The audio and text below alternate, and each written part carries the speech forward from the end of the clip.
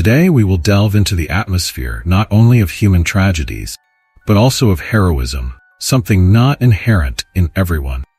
On the eve of Christmas 1990, the Tiede sisters, 20-year-old Lanai and 16-year-old Trisha, were incredibly excited when they learned that they would spend the upcoming holidays with their family in their cozy cabin in the mountains of Utah, in Weber Canyon.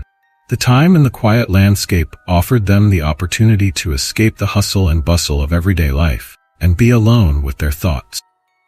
The house was so far from civilization that in winter it was only accessible by snowmobile when the ground was covered with a thick layer of snow.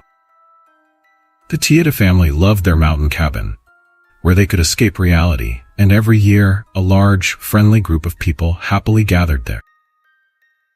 49-year-old Kate Tiede and her 76-year-old mother, Beth Pott, volunteered to decorate the cabin for Christmas. Create a festive atmosphere, they hung stockings over the fireplace. 2 days before Christmas Eve, on December 22, 1990, the entire family went to Salt Lake City for business. What they could not have known was that at the same time, 2 men were breaking into their cozy mountain home. The 25-year-old Lester Taylor and the 21-year-old Edward Stephen Day had been released on parole from prison about a week earlier, on December 14, 1990, as part of a special program for the socialization of prisoners. Day had been sentenced to 5 years in prison for arson in 1989, while Taylor was serving a 15-year sentence for aggravated burglary. Both were supposed to find a job before Christmas and return to the correctional facility. However, instead of fulfilling their obligations, the men went on the run and found the perfect place to hide while they were being hunted. While staying in the Tiede family cabin, Taylor called a fellow inmate at the Salt Lake City Community Correctional Center and told him that he and Day planned to rob some vacant cabin. He also excitedly announced that he wanted to wait for the residents to return to the cabin they were staying in so they could steal their car. As Lanai, her mother Kate, and her grandmother Beth made their way home, they were unaware of the danger awaiting them. They trudged through a snowstorm, freezing to the bone, eager to reach the warm, cozy house. Lanai urged her mother to hurry and open the door as her hands were ice cold. Kate picked up the shopping bags and walked to the door, while Lanai peeked through the kitchen window and noticed movement behind the refrigerator. She wasn't particularly alarmed as the family was expecting guests, and Lanai assumed it was her cousin who had decided to surprise them by hiding, ready to suddenly appear with a hug. However, when Lanai entered and began unpacking, an unknown man with curly hair and a gray hoodie emerged from behind the refrigerator and pointed a gun at the young woman. Around the same time, Kate was confronted by a second assailant, came out of the bedroom with a pistol in hand. Kate looked at the strangers in shock and asked what they wanted. She continued speaking, telling the men they could take whatever they needed. For a few seconds, there was absolute silence in the room, and then gunshots rang out. Taylor shot Kate and Beth without any warning or remorse before they even realized what was happening. Lanai watched in horror as her mother fell to the floor, and moments later, she saw her grandmother being shot in the head. Everything around her was soaked in blood, and it seemed to Lanai that what was happening had nothing to do with reality. She heard her grandmother gasping for air and saw a large pool of blood spreading under her mother's body. Only when everything around her became silent did time seem to slow down and normalize, and she realized that her mother and grandmother were dead. Despite the trauma she had experienced, Lanai quickly began considering all possible outcomes in her head, trying to figure out how to protect the other family members from the nightmare in the cabin. Eventually, Lanai decided to lure the criminals out of the cabin before her father and sister returned. Rolf and Trisha were following the mountain path with a slight delay, giving Lanai hope that she still had enough time. Unfortunately, as she went to the garage to show the criminals where her father had hidden the car keys, she heard the sound of an approaching snowmobile. At that moment, a man in a gray hoodie grabbed Lanai from behind, put his arm around her neck, and pressed a gun to her back. Rolf and Tricia had just driven into the driveway when one of the assailants, wearing a ski mask, sprang towards them and ordered the newly arrived family members into the house. When Rolf saw the tears in his eldest daughter's eyes, he immediately realized that something terrible had happened to his wife and mother-in-law. Quietly entered the house, and the criminals asked him if he had any money. The man pulled everything he had out of his pockets and threw it on the floor. In that second, Taylor ordered Day to shoot Rolf, but for some reason, the gun didn't fire. The weapon had misfired. At that moment, Taylor, who was holding Linai, drew his weapon and aimed it at Rolf. First time he pulled the trigger, there was no shot, and the same thing happened the second time. However, the third shot was successful and so powerful that Linai, who was being held by Taylor, felt the recoil. The bullet hit Rolf right in the face, and he immediately fell to the ground. Linai thought her father was dead, just like her mother and grandmother. Unable to look at the lifeless bodies of her relatives, she tried to distract herself by looking around the cabin. She noticed that the festive food had been eaten and the gifts had been opened.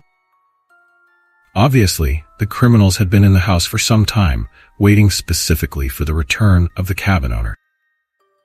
Since there were always several reserve cans of gasoline for the snowmobiles in the cabin, Taylor and Day decided to set the house on fire before leaving. They poured gasoline on the upper floors, threw in a match, and ran outside. Moments later, the fire alarm sounded, and the intruders fled the scene. Linai and Tricia were forced to drive the snowmobiles, while Taylor and Day sat behind them.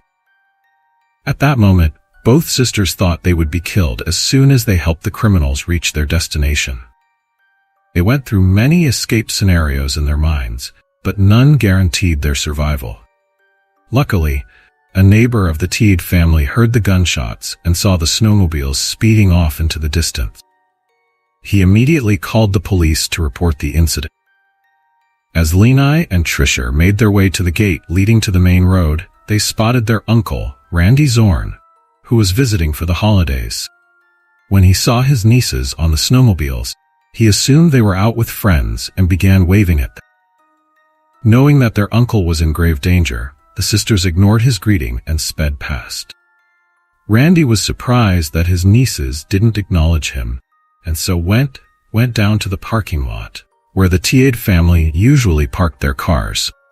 One of the assailants asked Tricia about Randy. The girl lied and said he was just a friendly neighbor who lived nearby in the mountain. When they reached the parking lot where the car was parked, the men forcibly placed the sisters in the back seat.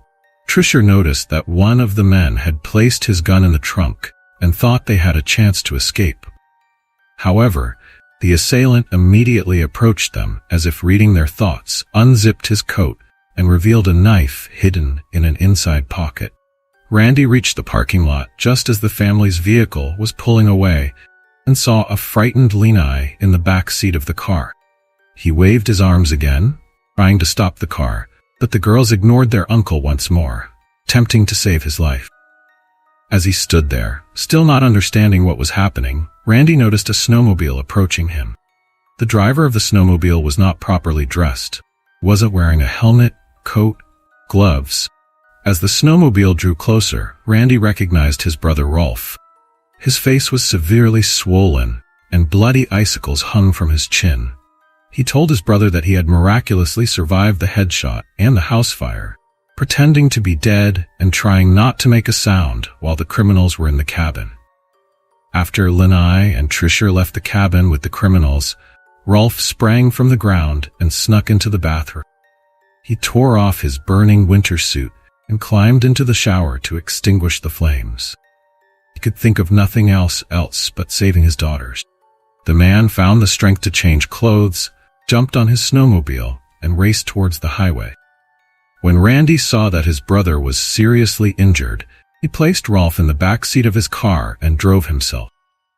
Although it was the early 1990s, Randy's car was equipped with a mobile phone, which he used to call emergency services. The cell service in the mountains was poor, so Randy tried several times to contact the authorities before succeeding. While he stayed on the line, Randy caught up with the criminals, vehicle and considered running it off the road. He informed the Summit County Sheriff's Department of the incident and gave exact details of the direction the criminal's vehicle was heading. Randy also said that his brother was injured and needed immediate medical assistance. At this point, the call was disconnected, but Randy didn't give up. He stopped at a nearby gas station and used a payphone to notify emergency services. Rolf was soon taken to the hospital in critical condition, and the police engaged in a multi-hour pursuit until the criminals lost control of the vehicle and drove off the embankment. Remarkably, Lanai and Trisha were completely unharmed. They crawled out of the overturned car, raised their hands, and told the officers that they had been held hostage. Police surrounded the car and the criminals were forced to surrender. The terrified girls screamed that the criminals should be shot on the spot because they had killed their grandmother, mother, and father without remorse.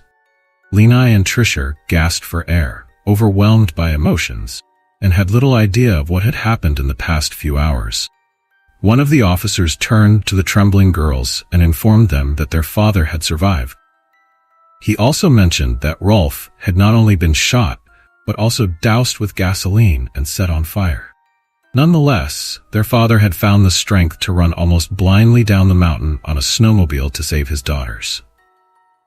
This news brought some relief to Lanai and Trisha, who then began to listen to the police's account of what had happened.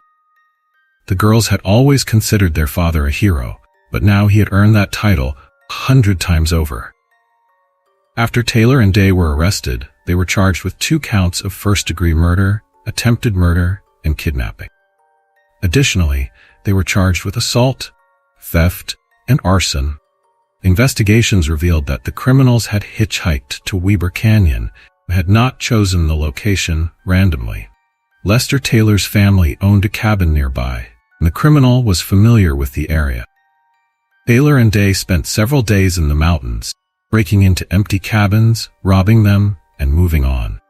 They discovered the Teed family when they got on their snowmobiles and headed into town. The burglars sneaked into the cabin and waited for the owners at return to carry out their sinister plan. The officer who arrived first at the scene immediately noticed a large pool of blood in the garage that had frozen due to the sub-zero temperatures. When he entered the house, he could smell burnt hair, skin, and clothing. But he didn't stop. He kept walking slowly. The entire top floor was ablaze. The carpet in the living room was soaked with blood, and what was once a cozy house now looked like a scene from a horror movie. After the fire was extinguished, the investigators were able to examine the house more closely. It turned out that Taylor and Day had dragged the bodies of their victims across the living room floor and out onto the terrace. To cover up their crime, they covered the bodies with blankets and then with snow. The blood of Kate and Beth soaked into the wooden floorboards, seeping through the cracks and forming bright red icicles underneath. One of the officers found a video camera in the cabin with footage that later became crucial evidence in the trial. The video showed Taylor, armed, opening the Teede family's Christmas presents, while Day laughed and supported his accomplice's actions. During the investigation, the main task of the investigators was to determine precisely which crimes each of the men had committed. According to Lanai, each criminal bore equal responsibility for what had happened. About 5 months after the horrific attack on the Teede family home, Taylor pleaded guilty to 2 counts of murder in exchange for all other charges against him being dropped. He was tried before a jury and claimed throughout the trial that he suffered from memory lapses and could not remember many details of the crime. He was sentenced to death for each murder, but showed no remorse and remained calm and composed even after the verdict was announced.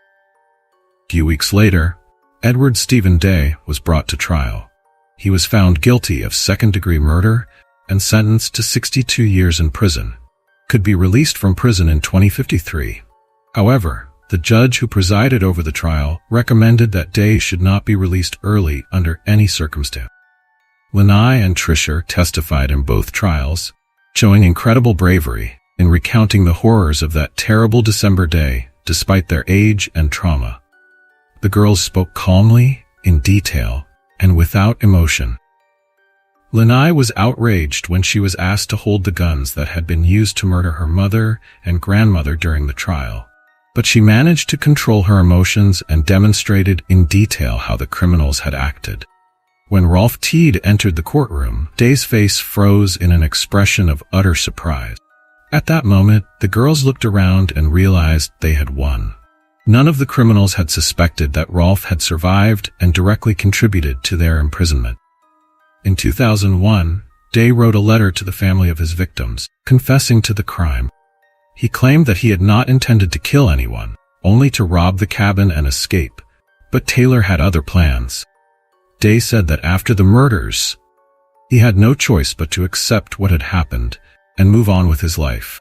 It took Lanai more than 9 years to respond to this letter. She decided to forgive Day, but added that forgiving did not mean forgetting.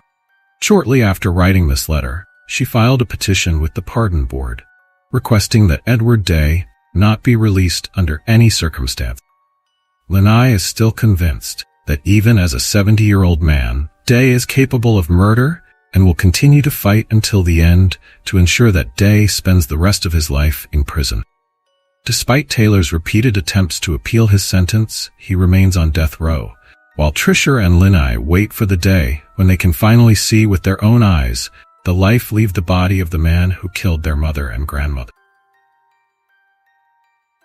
After Lanai's first marriage ended in divorce, she married her childhood friend and is confident that Nathan has changed her for the better. The couple raises 9 children together and firmly believes that there is much more good in the world than evil. Trisha, a divorced mother of 2, cherishes her life and claims that the terrible December day in 1990 did not define her, but helped her become the person she is today. In the years since the fire, Rolf has worked to rebuild the cabin and make it even better than before. Family still gathers at the cabin for the holidays and enjoys each other's company. Rolf and his daughters believe that criminals should not be allowed to take more from them than they already have. Lanai and Trisha consider the cabin a special place, magical and healing, as if the souls of their mother and grandmother watch over everyone who enters. Rolf lived a fulfilling life, enjoying every moment surrounded by his daughters and numerous grandchildren. When he was diagnosed with cancer, the entire family came together to spend the last weeks of his life with Rolf.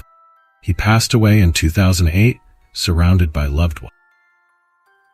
Christmas holidays of 1990 were meant to be one of the happiest celebrations in the Teed family's life. Fate had other plans. Just 3 days after Christmas, Beth Potts and Kate Teed were buried. Lanai remembered her grandmother as a lively, cheerful, and vibrant woman. She was full of life and never boring, always coming up with fun activities for the whole family. Once, Beth even decided to give her granddaughter a wonderful hairstyle herself, which resulted in her hair looking terrible, causing the house to shake with laughter. Kate Teed was an incredibly devoted mother for whom her daughters always came first. The girls considered their mother their most important and loyal friend. She was someone who never judged, always listened, and lived with an open heart. Thank you for watching, and take care of yourselves.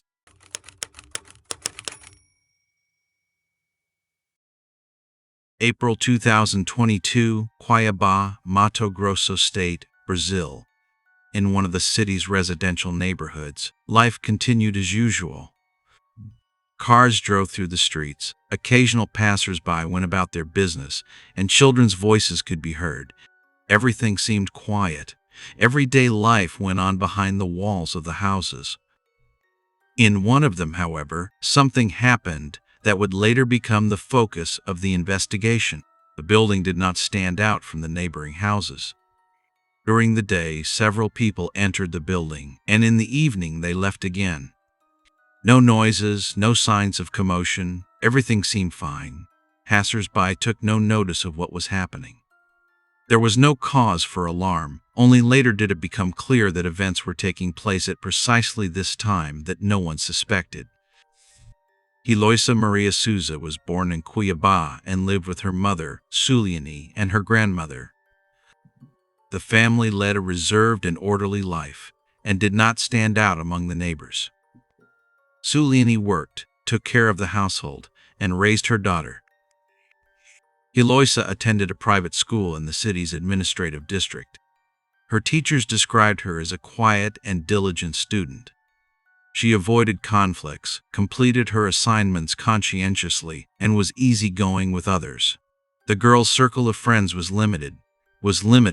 Her only friend, in whom she confided, later reported that Eloisa exhibited characteristics typical of a mild form of autism. An official diagnosis was not made, but her behavioral characteristics matched the described criteria: reserve, avoidance of eye contact, and inner tension when interacting with people. Nevertheless, she remained open with those she trusted. She was particularly interested in animals. Eloisa had dreamed of becoming a veterinarian since childhood and seriously considered pursuing relevant training.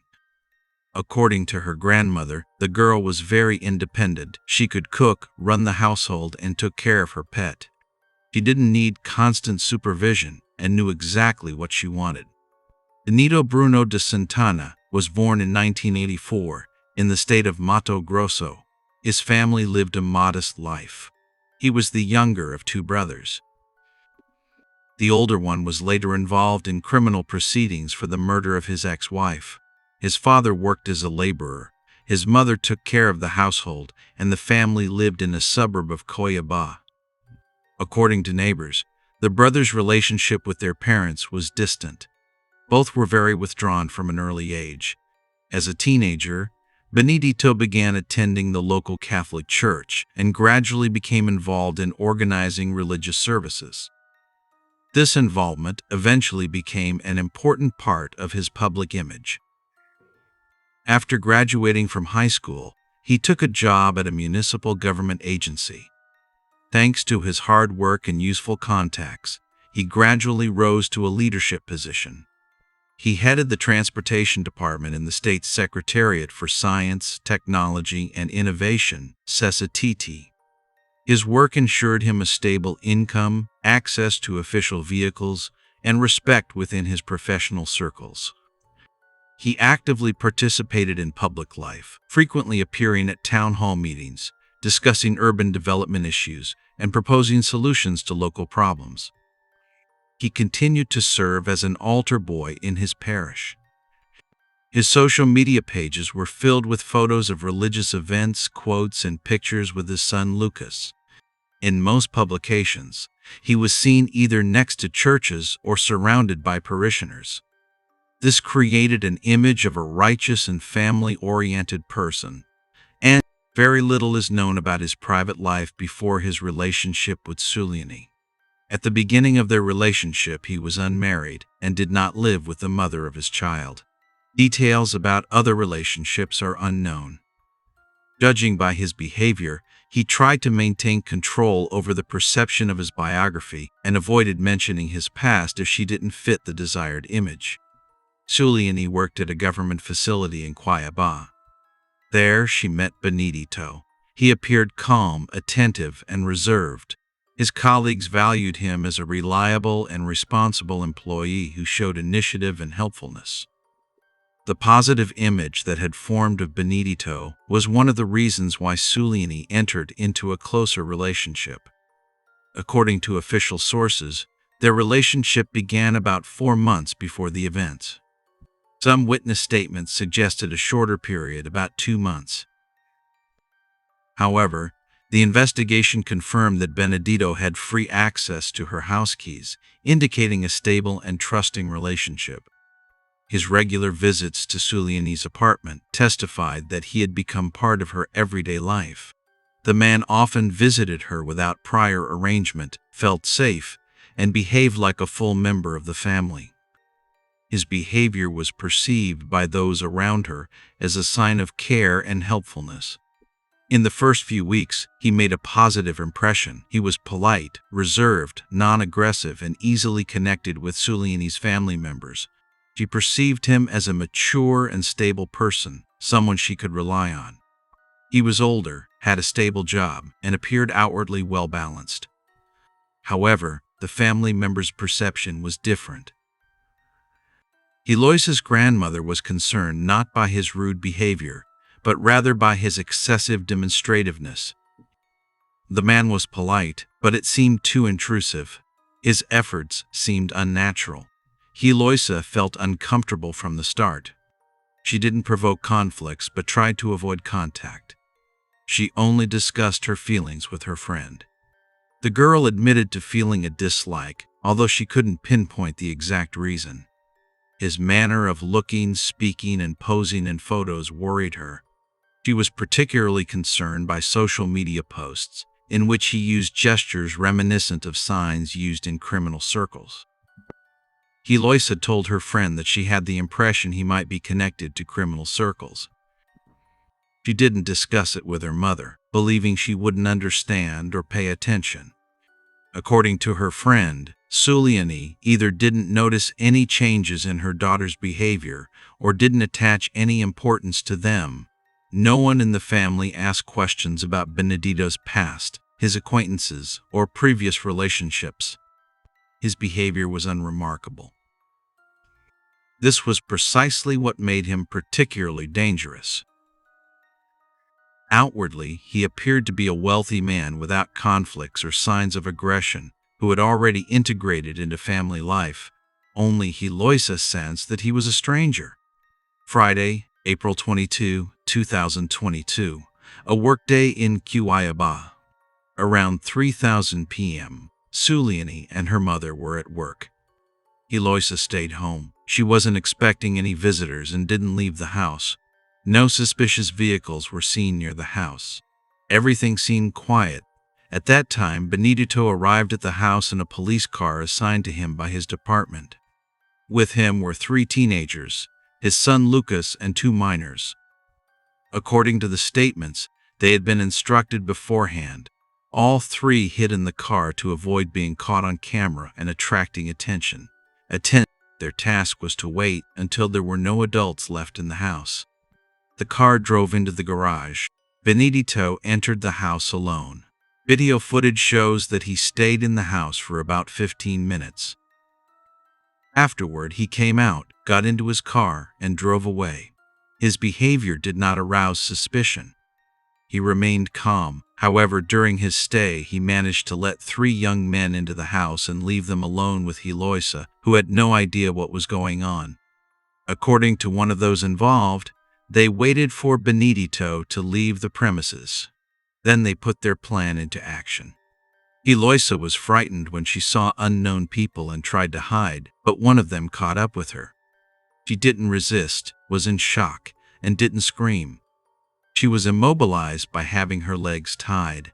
Later, she was taken to a room where she was strangled with a USB cable. The investigation revealed that one of the teenagers committed the crime on Benedito's orders. At the time of the crime, Benedito was not at home. He was away on business, but according to the perpetrators, he knew what would happen. The instructions had been given in advance. According to the teenagers, he demanded precision and asked that everything be made to look like a burglary. After the crime, the perpetrators remained in the house. They wrapped Eloisa's body in a cloth, took her to another room, and then began to create a mess to simulate a burglary. One of them checked her pulse and breathing, but she showed no signs of life. Everything happened very quickly. About half an hour later, Benedito reappeared near the house, but without a car. He had left it behind and arrived on foot. Everything in the house was already prepared for the next phase, the attack on the mother. Around 6:00 p.m., Suliani returned home. A relative arrived with her, holding a baby. Surveillance cameras recorded their approach. The house appeared quiet. There were no lights on, but the air conditioning was running, which struck Suliani as odd. She called for her daughter, but no one answered. The women entered the house. At that moment, the 3 young men struck. They attacked Suliani, using physical force, throwing her to the ground, tying her up, hitting her several times, and dragging her inside the house. The woman with the child remained unharmed. she was told to sit down and be quiet and was not touched. The baby remained in her arms. At first, Suliani didn't understand what was happening. She was tied up, thrown to the ground, and isolated in one of the rooms. She thought it was a robbery and that her daughter was in another part of the house, possibly also tied up. No one explained anything to her. The attackers didn't name her or reveal their faces, but at some point, she recognized the voice of one of the attackers. It was Lucas, Benedito's son. At that moment, she began to suspect that the robbery was no accident. After Suliani was isolated, the young men continued to carry valuables out of the house. In the trunk of Suliani's car, they loaded a television, electronic devices, documents, and a bundle wrapped in a sheet containing Heloise's body. Everything happened quickly and quietly. They used the family's private vehicle to transport the stolen items. Neither neighbors nor random passersby noticed any signs of illegal activity. Once the removal was complete, those involved left the house. Suliani was left in the house with injuries, tied up, and unaware of what had happened to her daughter. She assumed Heloise had been taken away, but didn't know she was already dead. The robbery had been carefully staged. The apartment was in chaos. The cupboards were open. The electricity was off. Outwardly, everything looked like a chaotic robbery. In reality, however, it was a pre-planned sequence of actions aimed at disguising the crime as a robbery. Shortly after the young criminals disappeared, Benedito reappeared near the house. He only entered after making sure everything was in order. Suliani, who was inside, told him what had happened. She told him that unknown people had broken into the house, attacked her, took her belongings, and kidnapped her daughter. Benedito reacted theatrically, acting surprised and concerned, even though he already knew what had happened. He acted as if he had just learned about the incident. He even offered to take Suliani to the nearest hospital. Along the way, he began calling acquaintances, recording voice messages, and preparing publications. The goal of these actions was to create the impression that he was participating in the search and actively responding. In conversations, he claimed that his stepdaughter was missing and asked for this information to be disseminated. On social media, he posted a photo of the girl and an emotional post pleading for help.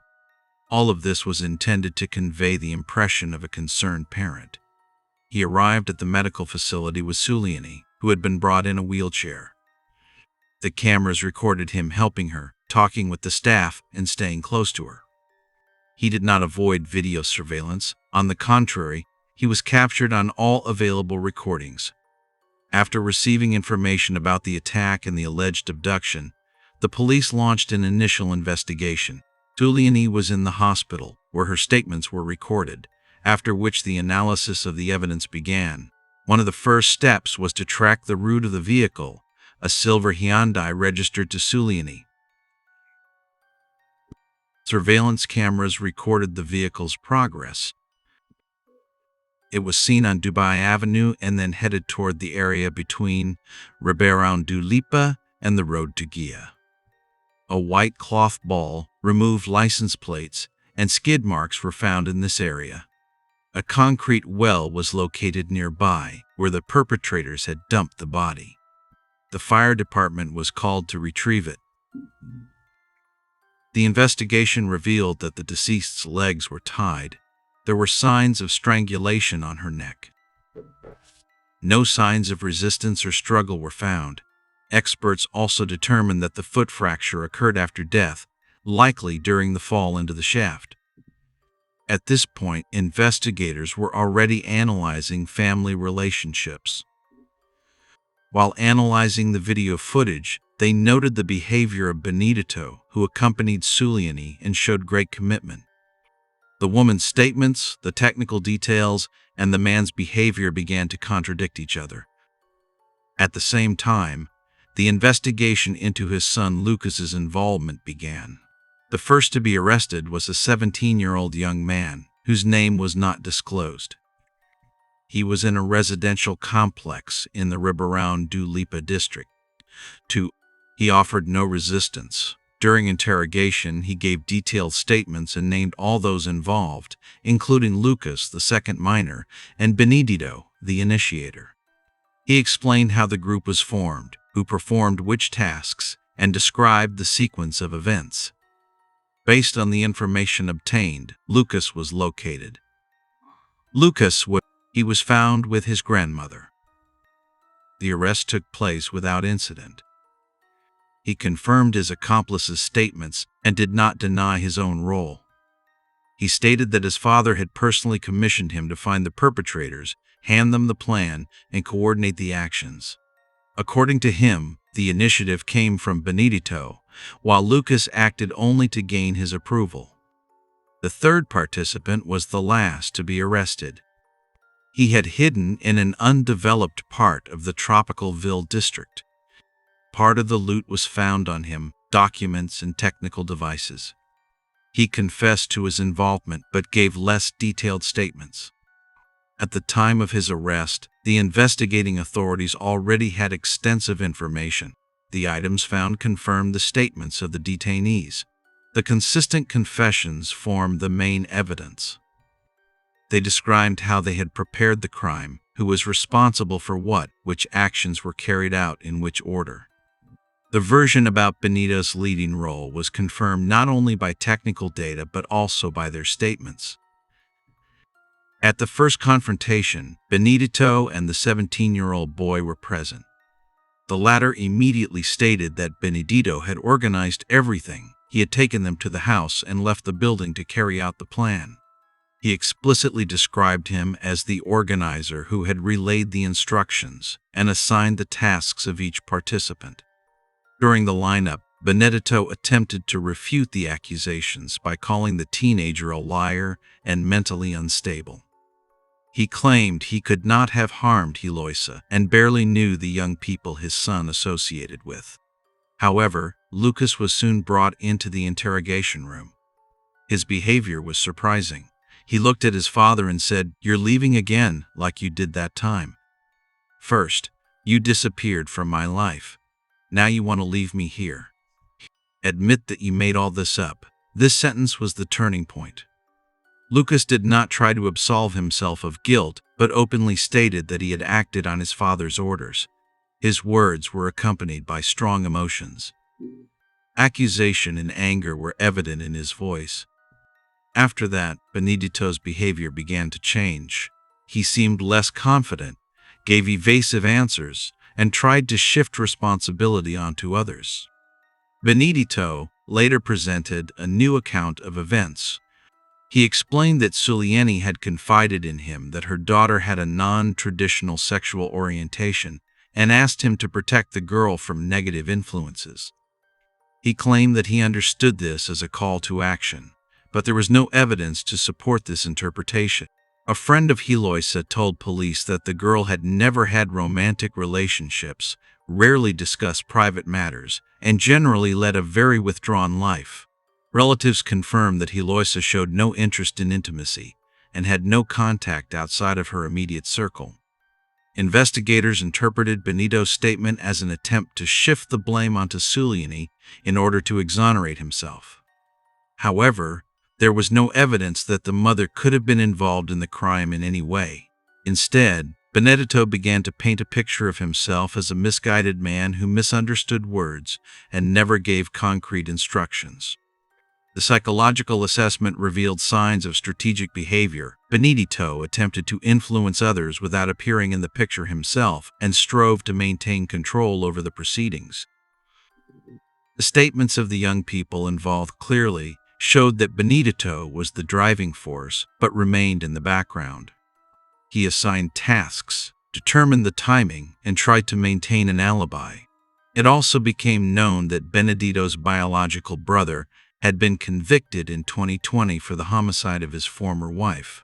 The crime had occurred in broad daylight on the street. Although he was already under conditions, he was able to carry out the crime. The police recorded this fact, even though there was no legal connection. However, The recurring pattern of violence within the family was striking. Against this background, Benedito's personality increasingly emerged as that of a planning and controlling person.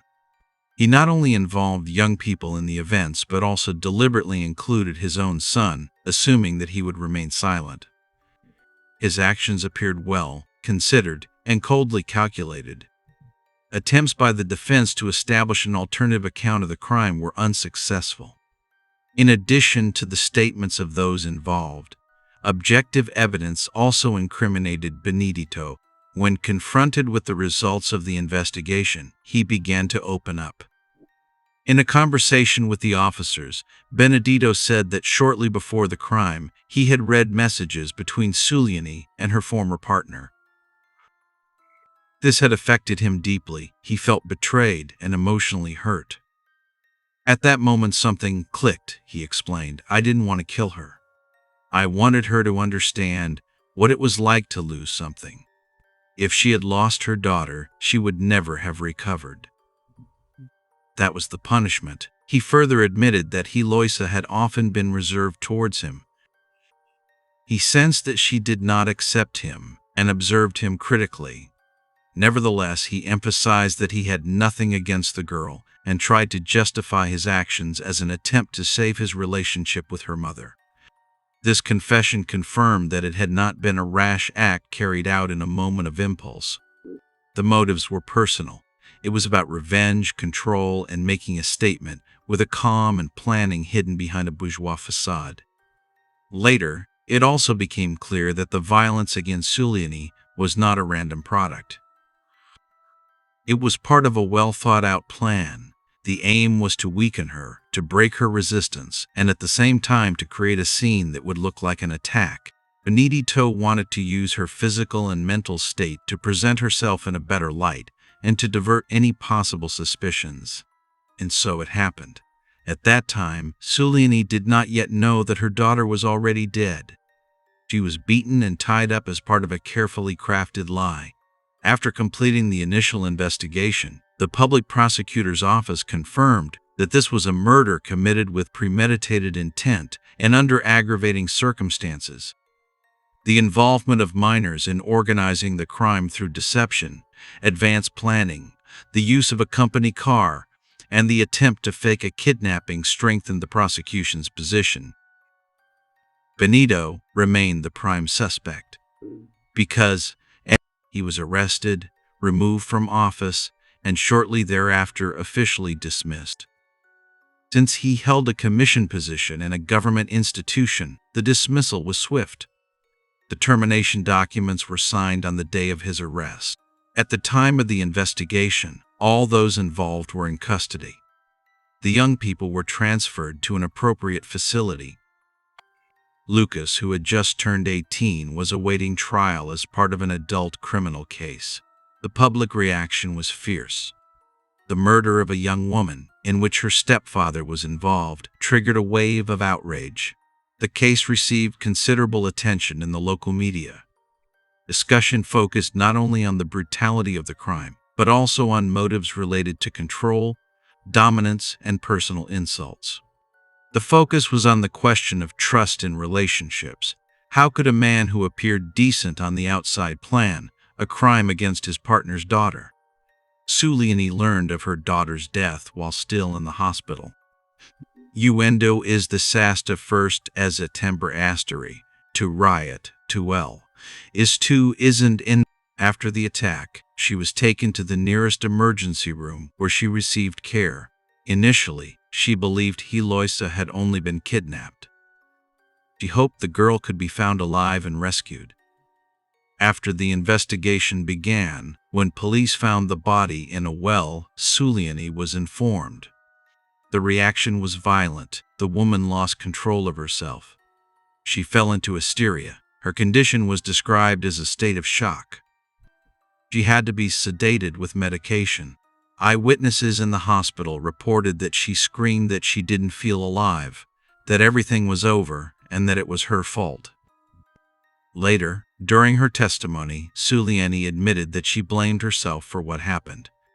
She said she didn't recognize the true face of the man she lived with. According to her, Benedito seemed reliable, friendly, and attentive. He cared for her, helped with the housework, seemed religious, smiled, and was polite to her mother. No one in the house saw him as a threat. Only Heloisa distrusted him from the beginning. But Suliani considered this youthful rejection. She never imagined that the man she had welcomed into her family was capable of such a thing. After the investigation was completed in May 2022, the public prosecutor's office filed charges against Benedito and his accomplices. The trial took place in public and attracted public and media attention. Evidence was presented during the trial, including surveillance camera footage, witness statements, and the defendant's confession. Benedito was found guilty of organizing and executing the crime. The court considered the premeditation of the acts, the involvement of minors, and the brutality of the crime. He was sentenced to 40 years in a maximum security prison. His son, Lucas, who was 18 at the time, was sentenced to 20 years. The court found that his involvement was deliberate and that his age was not a mitigating factor. The other 2 minors involved were sent to a youth detention center for up to 3 years, where their behavior will be monitored and their rehabilitation assessed. This family's story ended tragically, but it taught an important lesson. It showed that evil can hide behind kindness. The best protection is attention to small details, which are often the first signs of impending danger. Thanks for watching, and take care of yourselves.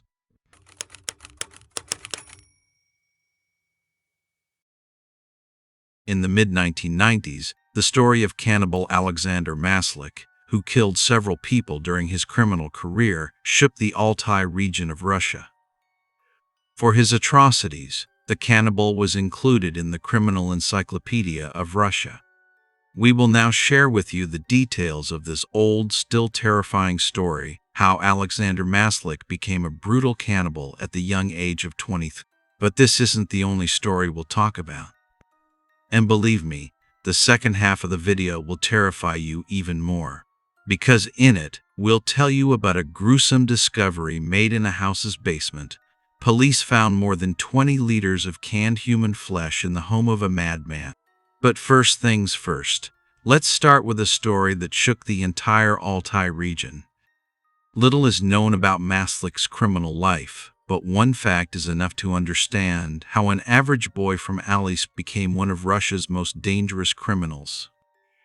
Alexander Valeryevich Maslik was born in 1971 in Aleisk, Altai. Alexander spent his childhood and adolescence in a socially difficult environment. Both parents were chronic alcoholics. According to Maslik, his father even suffered from an addiction to illegal substances.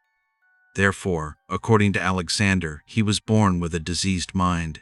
As a child, Maslik was prone to hooliganism and vagrancy, ran away from home after being physically abused by his parents, and was a poor student. He was registered with the Juvenile Detention Center and was arrested several times. At the age of 12, due to his bad behavior and his parents' alcoholism, he was placed in a boarding school for difficult-to-educate youths. The boy was practically an orphan, although his parents were still alive.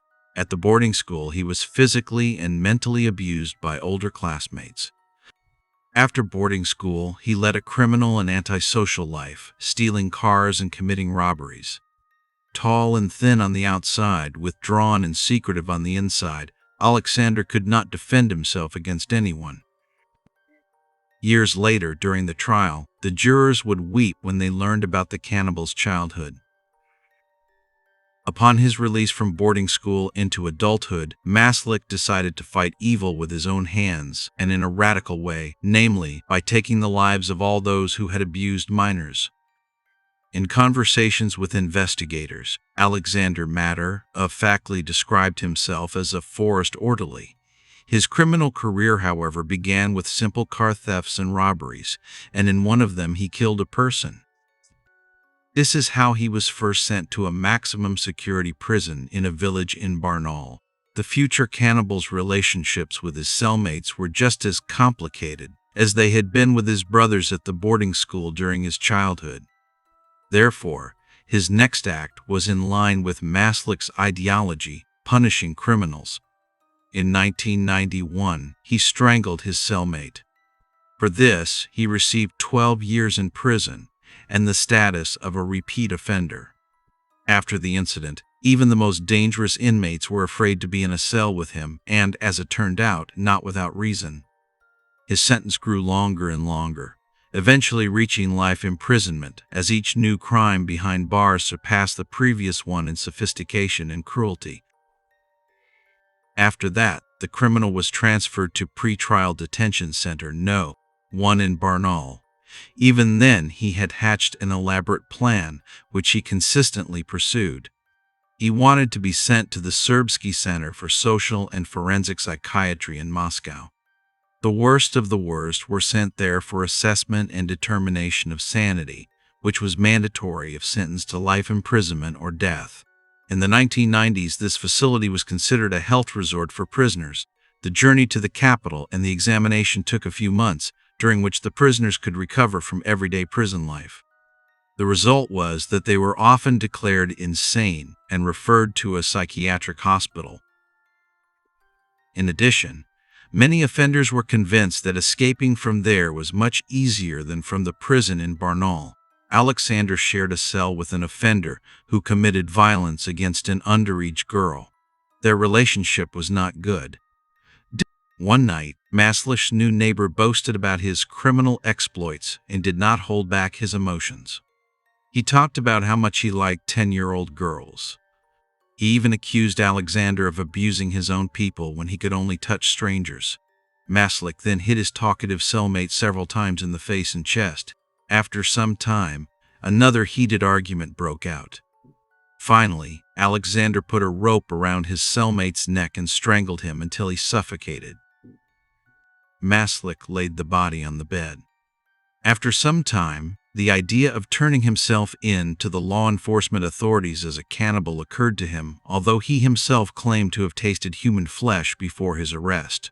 The criminal believed that if the guards saw him eating his cellmate, he would be sent to the coveted psychiatric sanatorium much more quickly. He used a shiv made from an ordinary ballpoint pen, which was permitted in his cell, as his weapon. Alexander smashed it sharply on the ground, then stabbed his victim and began eating the victim's organs, which he had boiled in the sink. However, no one saw him eating his victim, or they chose to overlook it. There is no specific article for cannibalism in Russian legislation. After this bloody incident, Maslik was transferred to a penal isolation facility in Rubtsovsk in 1994 as a particularly dangerous offender who violated the conditions of detention. Law enforcement authorities feared that mass unrest among the prisoners might otherwise break out. Sergei Voronin, a criminologist, reported, "That year, I was sent to Rubtsovsk as an assistant prosecutor to investigate another case. I learned about the blatant murder literally the next day and decided to visit the criminal. Strangely, he made a sympathetic impression. He spoke clearly and distinctly. His behavior was appropriate and even polite. As the detention center staff reported, there were no aggressive remarks on his part. His appearance was also pleasant, tall, almost 119 meters, slim. His motivation was immediately clear. There was no doubt about it. He wanted to be declared insane and had invented an entire legend for this purpose. Eduard Bauer, an investigator on this case in the 1990s and now a lawyer, also said, "In my opinion, Maslik was an ordinary criminal with a grudge against people. He wanted to avoid punishment with the help of a forensic examination. During the meeting, he behaved normally and did not seem intimidating." However, dealing with such people, of course, requires precautions, such as the obligatory presence of a prison officer and a service dog. By the time of the final act, the invention had taken on the character of a carefully thought-out script. The act itself became the most spectacular spectacle the cannibal had ever performed. In the Rubtsovsk Penal Solitary Detention Center 7, he had made contact with his fellow inmates. They were equally hardened habitual criminals.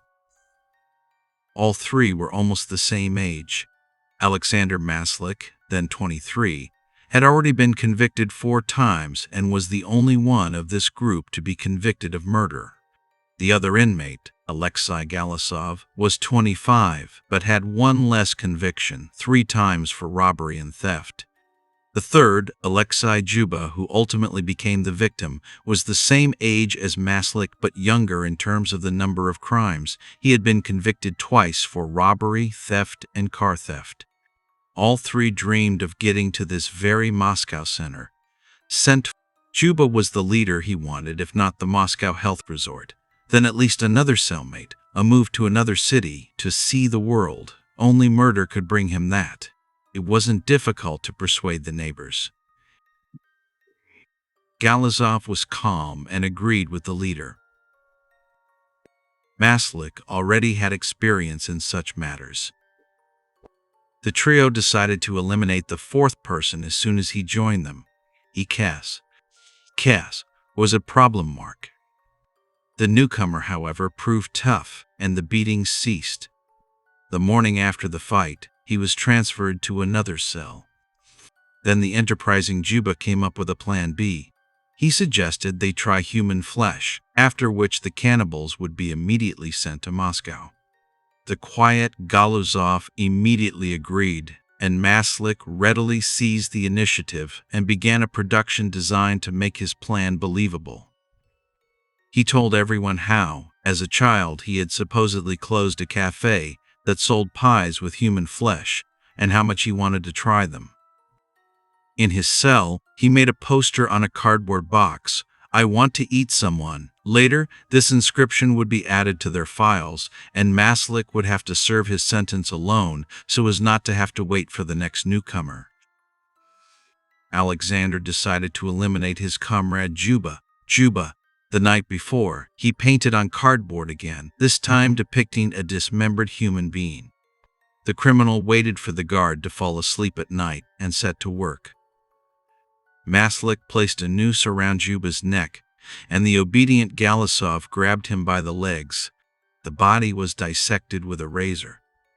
All the entrails were removed, and a small amount of blood was drunk. The organs were boiled in the toilet using lit cotton wool. Galasov refused to eat, while Maslik tasted only a piece of liver, although he only put it in his mouth without swallowing it. An examination later confirmed this. Teeth marks were found on the piece of liver.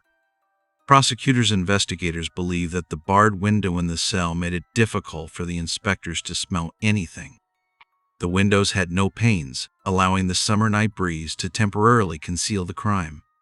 In the morning, the men themselves confessed to their crime. "We really ate Juba." In court, they immediately pleaded guilty and were finally taken to the long-awaited facility in the capital.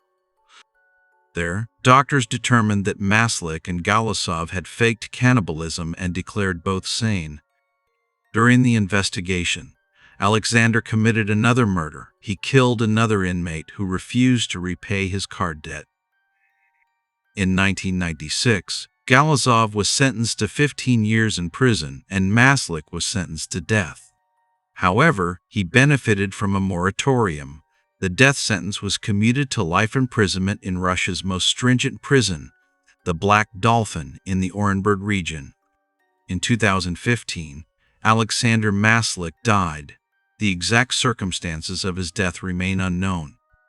In 2005, a special report titled "Open Confession Cannibals" was published, in which Alexander Maslik was one of the main characters, along with Vladimir Nikolaev and Mikhail Malyshev. In the interview, the cannibal tried to shift the blame onto the prisoner he had killed, Juba, and complained about his health. In 2008, Maslik gave a new interview on the program, Sentenced to Life Imprisonment, in which he again complained about the prison conditions and the deterioration of his health. Now we go to Nova Kakhovka, where the mothers, husbands, and children of the women who became the killer's canned goods were to meet in the courtroom. This story resembles a horror film more than reality. Investigators made a horrific discovery. In the basement, Officers found more than 23-liter jars containing the flesh of 9 women. The case of the Nova Kakhovka monster has one very mysterious circumstance. No one even attempted to search for its victims. Why? The beautiful town of Nova Kakhovka in the Kherson region is known among other towns for its tranquility. Murders are rare here, but Kakhovka's reputation was ruined by a resident of Pionierskaya Street, Aridit. The arrest took place in January. To this day, curious onlookers show up in the area, wanting to see the windows of the apartment where the cannibal lived. The arrested man did not deny that he made preserves from his victims and ate them with relish. Forensic experts proved that the madman was sane at the time of the crimes and committed his actions with full awareness. The perpetrator's name is Vladimir Dovzhy. He did not follow in the footsteps of his parents, who were both doctors but became a simple factory worker. He married but divorced. In 2003, he found a job as a security guard at a cemetery. His neighbors on Pionierskaya Street spoke positively of him, polite, friendly. Leads a healthy lifestyle, drinks in moderation. Overall, a wonderful person. It's just a pity that he brings women with dubious behavior into his home. But perhaps this is all due to the divorce. Vladimir himself said that it was easier with women with an easy life than with other women. They make no demands, do not criticize, and do not judge. Once he stabbed a sex worker. Then he came to the conclusion that these lost women meant nothing to anyone. No one was looking for them. He had previously tasted dog meat, but now he was curious to taste human flesh. After killing his first victim, Vladimir could no longer satisfy his appetite. The cannibal did not act alone, but was assisted by his partner. The victims were lured into the apartment, where a feast was prepared, which ended with the deaths of the guests. How did the murders proceed? First, the victim was brought to the kitchen. They were placed with their back to the door. Then a drinking binge began, during which Dovzhy went to his room to get a knife. He crept up behind his victim so as not to see her eyes, as he didn't want to make eye contact with the woman awaiting death. From the detainee's statement, the boiled meat came off the skin easily. The fat was very tasty. I cut it into small pieces. I boiled the head so it wouldn't appear in the river later, and so, one by one, the women disappeared. All of them lived lives on the fringes of society, so no one was looking for them. The first, then the second, and so the number reached 10. The cannibal not only ate his victims, he even canned them. The cannibal's feast could have continued like this if not for one coincidence. Irina was Vladimir's last visitor. She could have been the 11th victim, another can of food. She fit the bill of a cannibal's victim in every way. She took illegal substances and sold herself for money. This meant that no one would have mourned the missing woman. After raising woman, on that terrible evening, the 42-year-old monster stabbed Irina and her drinking buddy. He had previously boasted that he had killed their missing colleague, whom Irina knew. Vladimir carried the man's body to the bathroom and began to dismember it. He threw the pieces of meat into a pot, removed the entrails, and began to eat the skull, offering some to his visitor. He placed the bones in front of the living room door. He intended to dispose of them in the middle of the night. He threw the head into the river and buried the rest near the garage. Irina didn't wait for Vladimir's return. While he hid the remains, the woman hid with acquaintances and recalled what had happened with horror. The next day, she went to the police. Vladimir was arrested. During a search of the killer's apartment, numerous canned goods were found. Cans of canned meat filled the entire pantry. The homeowner kept about 22 cans of preserved human flesh. It is noteworthy that the detainee could well remember who was preserved where. This is Luba, and here is Valia. According to him, 3 cans of canned meat made up one person. He had killed 9 people and was able to eat 8 cans, a 4-sided stockpiler. It was difficult to charge Vladimir Dovya in all cases. The remains of the women thrown into the river could not be found. What's more, no one searched for the missing people, and no reports were filed with the police. The most important evidence, the preserves, could not be used either. The experts did not have expensive equipment available that could identify processed human tissue. Vladimir confessed that, in addition to people, he had also preserved dogs that he had caught on the street. Although he confessed to 10 murders, the maximum he faced was life imprisonment. A criminal investigator met with the recently arrested serial killer at the time. Vladimir Dovzhy is a unique case. Behind his actions lay severe psychological trauma. He loved his mother very much and suffered terribly from her death. He was extremely pedantic. You could have set your watch by him. He played a lot of sports and was nicknamed Athlete in the yard. He was a tall, strong man, but he was afraid of women and had no experience with them. As a result, he had a lot of complexes. His friend often made fun of him, offering to find him a woman with loose morals, and he did so. But Volodya was ashamed and couldn't do anything. So his friend satisfied the woman himself, saying, "Look how it's done." Instead of sexual experience, Volodya developed a hatred for such women. During one of these visits, when his friend brought a woman with him, Vladimir made short work of his friend. He ordered the woman to remain silent.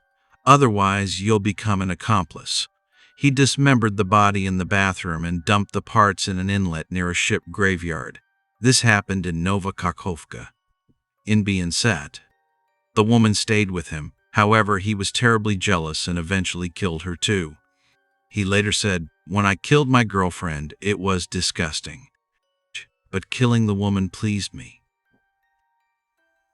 I enjoyed it." He put the body parts in the refrigerator and made them into meatballs. "I enjoyed all of that." Volodya began inviting other women over. He killed them and made them into meatballs.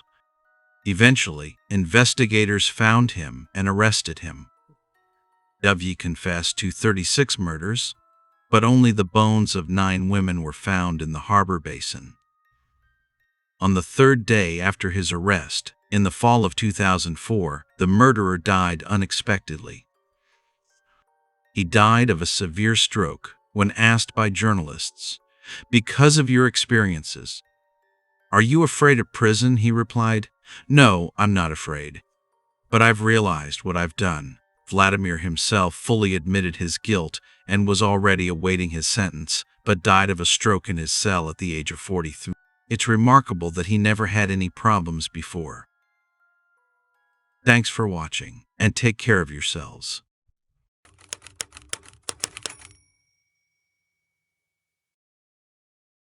From August 1961 to May 1962, the renowned American psychologist Stanley Milgram conducted a series of controversial experiments in the field of social psychology. Their sole purpose was to demonstrate how obediently subjects could follow the instructions of an authoritarian, even if these instructions contradicted their own moral principles in whole or in part. For one of these experiments, Milgram assembled a group of 40 people. Each person pressed a button on a special device and, they believed, delivered an electric shock to another person each time they lied when answering questions on a questionnaire. This person, who could be called an actor, played the role of the victim and pretended to be in real pain. During the experiment, most participants continued to increase the voltage to the maximum, simply because they were being urged to do so by an expert at that time. As a result of this experiment, Milgram concluded that by following the orders, the subjects had shirked responsibility for what had happened. It was believed that by following clear instructions, they literally transformed themselves into objects and perceived themselves as tools in the hands of another person. And while the case I'm going to tell you about today seems to be a perfect example of such behavior, it also showed how some people in similar situations would pass off their own impulses as blind obedience to another person. On Tuesday, October 26, 1965, a 15-year-old teenager who called himself Richard Hobbs called the Indianapolis police while speaking to a police officer. He reported a girl named Sylvia Likens and an incident that had occurred at 3850 East New York Street. Unfortunately, Hobbs couldn't explain why she had died, but he claimed he tried everything he could to revive her. According to available information, a fairly large family with the surname Banaszewski lived in the house in question. It consisted of a 36-year-old woman named Gertrude and her 7 children. 17-year-old Paula, 15-year-old Stephanie, 12-year-old John, 11-year-old Marie, 10-year-old Shirley, 8-year-old James, and 18-month-old Dennis. 2 biological sisters also lived in the house, 15-year-old Jennifer and 16-year-old Sylvia Likens. Shortly after entering the house, officers found Sylvia Likens lying on a mattress in the basement, showing no signs of life. The police were immediately shocked by her condition. She had large, fresh bruises, severe injuries, bruises on her head, split lips, broken legs, and several large cigarette burns. One of the burns on Sylvia's stomach formed the number 3. Next to this burn was an inscription, apparently made with a sharp instrument. This inscription read, "I am a prostitute and proud of it. All members of the Banaszewski family, as well as the victim's sister, Jennifer Likens, and Richard Hobbs, the teenager who had made the phone call, were the first to be interviewed. They all gave the same version of events. Sylvia Likens had apparently lived in this house with her sister since June 1965. At that time, her own parents were working at fairs and traveling throughout the state.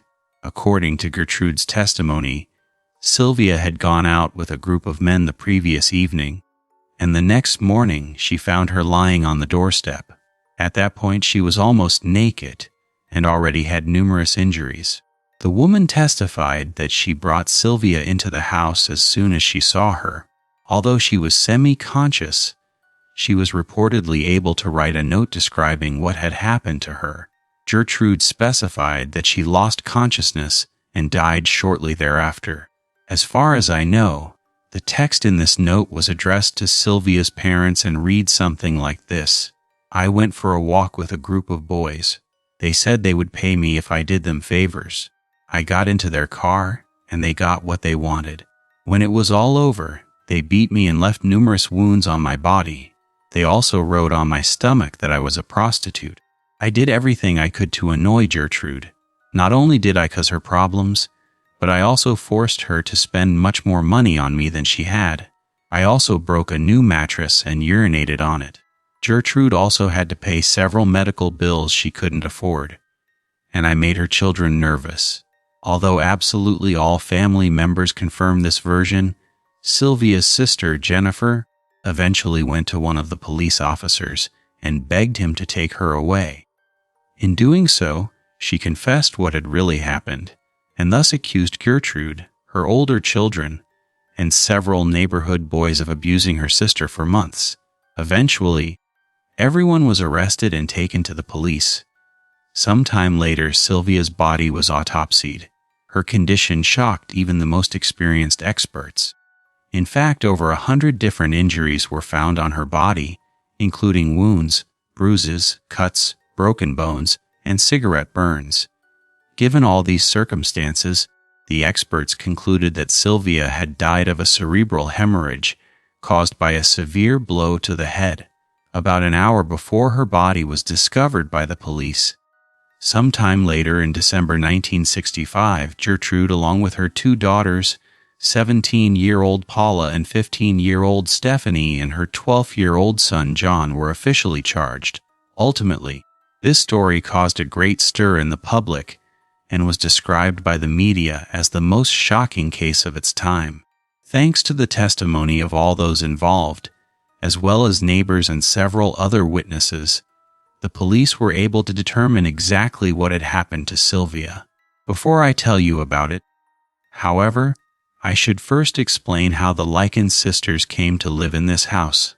According to some sources, Sylvia and her sister Jennifer were the daughters of Lester and Betty Likens. As I mentioned earlier, They worked at fairs and traveled around the state. As a child, Sylvia's sister Jennifer contracted polio, which caused one of her legs to stop developing. For this reason, she was always dependent on help and usually stayed close to Sylvia. In early 1965, an argument arose between Lester and Betty, after which the woman left the house with her daughters.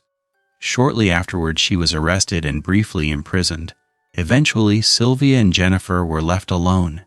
After some time, a mutual friend introduced them to a 17-year-old girl named Paula Banisowski, who invited them to live with her. By this time, her family's house was already known in the neighborhood for being home to a large number of children and teenagers. Many of them had nothing to do with Gertrude and only came there because she allowed them to smoke and drink alcohol. Although the woman initially welcomed the sisters reluctantly, she eventually relented. Sometime later, the girls' father learned that they were staying with Gertrude and visited them to check that everything was all right. In a conversation with Lester, the woman said she could continue to look after them if she received $20 a week. The first few days of their life together passed without incident. But then everything changed fundamentally. The trigger was Lester's delay in making the promised payment. Finally, Gertrude lost her temper and took out her anger on the sisters. Subsequently, she punished them quite frequently under various pretexts. She was particularly annoyed by Sylvia. She was accused of not taking enough care of her personal hygiene and of leading a dissolute lifestyle. Of course, there was no evidence that this was actually the case. Nevertheless, the physical violence against her continued to increase. In August 1965, Raymond and Phyllis Vermillion and their children moved to the same neighborhood where the Banisowski family lived.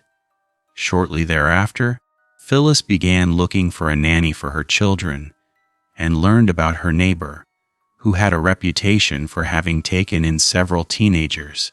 She even visited her to get to know her better. By this time, the Banisowski family's financial situation was worse than ever. The situation in Gertrude's house escalated slowly but steadily. The children living there received little more than some bread and thin soup. Even the food had to be shared because there weren't enough plates or cups. The rooms were dirty, the smell stale and unpleasant. In this environment, one girl in particular caught Phyllis's attention. Scrawny, with a reserved look and a bruise on her face, Gertrude briefly explained that this was Sylvia, who was always causing trouble. On her way out, Phyllis observed one of Gertrude's daughters, Paula, approach Sylvia and pour a cup of hot water over her head. For Phyllis, this was the moment she decided to no longer expose her own children to this environment. Sylvia, on the other hand, had no way to escape. Over time, the situation worsened dramatically for her. Not only Gertrude, but also her children, especially Stephanie and John, began to participate in the punishments. From October 1965 onwards, everything took on a new dimension. Sylvia was increasingly accused of inappropriate behavior. Gertrude became convinced that Sylvia was spreading rumors about Paula and Stephanie. She began to increasingly target her. Disciplinary measures? On particularly sensitive areas of the body. Gertrude also reported these accusations to her daughter's boyfriend, a teenager named Coy Hubbard. After learning of this, he too physically assaulted Sylvia. At the same time, Gertrude claimed that Sylvia had made negative comments about other boys in the neighborhood, and eventually even invited them into her home. Some of them, encouraged by Gertrude's insinuations, behaved hostilely toward Sylvia. Gertrude herself repeatedly inflicted pain on the girl by stubbing out lit cigarettes on her skin. Other teenagers also imitated this behavior. By this time, Sylvia was already severely physically weakened. She had numerous visible injuries, no longer attended school, and was frequently excluded from meals. One day, she left the house to collect empty bottles and buy something to eat. When she returned with a few coins, she was immediately accused of stealing. In the presence of several teenagers, she was forced to undress, A degrading and traumatic scene ensued, the details of which were later discussed in court. Just a few days later, another incident occurred. Sylvia accidentally soiled her mattress, possibly as a result of the constant physical strain. Gertrude and her older children took this as an excuse to place her in the basement of the house. Before being taken downstairs, she was forced to remove her clothes again. She was denied access to the toilet. Whenever she said she was hungry, she was humiliated and mocked. What makes the case particularly shocking is the role of the many people present. Numerous children and young people witnessed what was happening to Sylvia. Some told their parents, but no one reacted seriously. On October 15, a nurse arrived at the house. She recognized that a young girl with severe injuries lived there. Gertrude explained that her name was Sylvia Likens, that she lived erratically and repeatedly put herself in danger. She also claimed that Sylvia was behaving inappropriately in the neighborhood. The nurse left the house without taking further action. Another regular visitor was Richard Hobbs, a 15-year-old acquaintance of the family. There were indications of a strange closeness between him and Gertrude. One day she asked him for help in punishing Sylvia. Together with Paula, John, Shirley, Stephanie, and Coy, they tied up the girl. Further abuse followed. Finally, a heated needle was used to burn a disturbing inscription into her stomach, one of the most gruesome traces of this case. According to everyone present, immediately after this hazing, the girl was taken to the basement, where Stephanie's boyfriend again assaulted her. Only later did Sylvia's sister, Jennifer, tell the police that she seemed weaker that evening than ever before. The next day, Gertrude began to worry about the girl's condition. Apparently, she knew she could get into trouble if anything happened to the girl. For this reason, she literally forced her to write the letter to her parents, telling them that she had allegedly been abused by the boy she was with.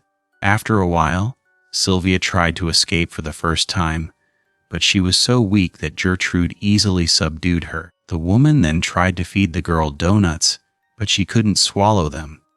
This finally enraged Gertrude, and she again raised her hand against Sylvia. Later, on Monday, October 25, the girl was again subjected to abuse by the woman, her children, and other young people. That evening, Coy Hubbard and Stephanie Banaszewski pushed her down the stairs, leaving the girl unconscious for several hours. According to the coroner, it was very likely that this very fall caused a cerebral hemorrhage, which, in addition to her weakened state, was fatal. On Tuesday, October 26, when Stephanie and Richard Hobbs attempted to bathe Sylvia to bring her back to consciousness, they suddenly discovered that she was no longer breathing. Shortly thereafter, Gertrude personally instructed Hobbs to call the police. Apparently, the woman hoped that the note she had them write would vindicate her in the eyes of the police. However, when they entered the house, Jennifer told one of them what had happened to her sister, even though she herself had been threatened with violence. As I mentioned earlier, in addition to Gertrude Banaszewski, her older daughters Paula and Stephanie, her son John Banaszewski, as well as Richard Hobbs and Coy Hubbard, were the first to be arrested. The police also arrested other minors who had also been involved in the abuse. Overall, what had happened in the Banaszewski family home shocked the entire country. Almost everyone who followed the developments in the case found it incredible that such a large group of teenagers could be involved in such a gruesome crime and show not the slightest sympathy or shame for their actions. Moreover, they all in one way or another blamed the victim herself. Richard Hobbs, for example, who had decided to cooperate with investigators from the beginning, was convinced he had done the right thing, believing that Sylvia had insulted his mother. As for John, Stephanie, and the young man Coy Hubbard, like Richard Hobbs, they showed no particular sympathy for Sylvia. Paula Banaszewski was pregnant at the time of her arrest and was therefore more concerned about her well-being and the health of her child than about the upcoming trial. Gertrude Banaszewski initially claimed that her older children and their friends had killed Sylvia. Ultimately, however, she admitted to being directly involved in the torture and declared herself insane. It is also important to note that Gertrude was born Gertrude Nadine Van Fossen on September 19, 1929 in Indiana. She was the third child of her parents, who had a total of 6 children. Although almost nothing is known about Gertrude's childhood, it is certain that she had a difficult relationship with her mother. At the age of 11, she witnessed the sudden death of her father, who suffered a cardiac arrest. This event obviously left a lasting impression on her. She also had a good relationship with him, while continuing to live with her mother had a rather negative effect on her. Rumor has it that Gertrude's mother was an extremely strict and cruel woman who constantly accused her of leading a dissolute lifestyle. When Gertrude was 16, she dropped out of school for good and married a man 2 years her senior, named John Banaszewski, and although the couple had 4 children, they could hardly be called a happy family. In reality, John was a rather rude and violent man who not only insulted Gertrude but also physically abused her. After about 10 years of living together, they finally decided to divorce. Shortly thereafter, Gertrude met a man named Edward Guthrie and remarried. Their official relationship, however, did not last long, and in 1963, Gertrude reconciled with her first husband. After some time, they had 2 more children, but their new marriage was not a happy one either. In 1964, 35-year-old Gertrude began a new affair with a 23-year-old man named Dennis Wright and gave birth to her 7th child. However, as it later turned out, Wright was much more interested in the child support payments Gertrude received, and therefore soon disappeared from her life. Throughout the trial, the woman's lawyers deliberately emphasized how difficult her life had been. According to their testimony, Gertrude suffered from severe mental disorders and other health problems and was so tormented that she could not comprehend what was going on in her home. However, these arguments could not keep her out of prison. Ultimately, Gertrude Banaszewski was found guilty and sentenced to life imprisonment. Paula Banaszewski was also found guilty and sentenced to life imprisonment. Despite her pregnancy, Coy Hubbard and Richard Hobbs were also found guilty and sentenced to 21 years in prison. However, as far as I know, Hobbs died of lung cancer about 4 years after the verdict. Another defendant in the case, John Banaszewski, was also found guilty but for involuntary manslaughter and sentenced to 21 years in prison. His sister, Stephanie Banaszewski, was ultimately sentenced to only 1 year for aiding and abetting.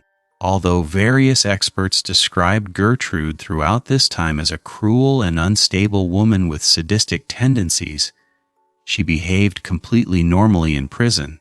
According to the information available, the Commission for Early Release described her in 1985 as a good, healthy, and well-adjusted woman who had done everything she could to atone for her guilt before society. Taking all these circumstances into account, she was released from prison about 2 decades after her incarceration. Despite several public organizations collecting approximately 50,000 signatures to prevent this, after her release in early December 1985, the woman publicly accepted full responsibility for her actions and expressed her sincere remorse. Gertrude Banaszewski died of lung cancer on June 16, 1990, at the age of 60. Aside from all the horrific details that made this case particularly gruesome, many were also disturbed by the fact that such a large group of young people would so easily agree to commit such heinous and monstrous acts against another human being. Of course, in Gertrude's own case, it was quite possible that her mental state had influenced her brutal behavior. She apparently suffered from severe depression, and her failed romantic relationships only worsened her situation. She may have even envied Sylvia, because she was a young and beautiful girl. Eventually, Gertrude began to treat her the way her own mother had once treated her, and the note she wrote on her stomach was a kind of confirmation of this jealousy. Thanks for watching, and take care of yourselves.